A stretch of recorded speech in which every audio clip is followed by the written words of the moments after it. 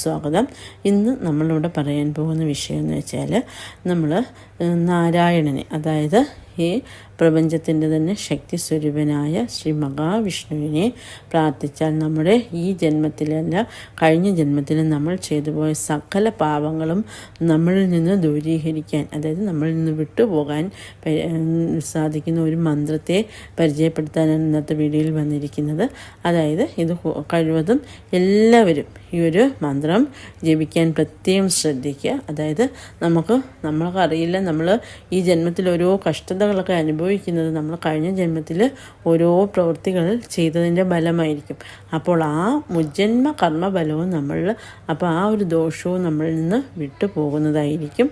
അപ്പോൾ ആ ഒരു മന്ത്രത്തെ പരിചയപ്പെടുത്താനാണ് ഞാനിന്നിവിടെ വന്നിരിക്കുന്നത്. അപ്പോൾ മന്ത്രം ഇതാണ്: ഓം നമോ ഭഗവതി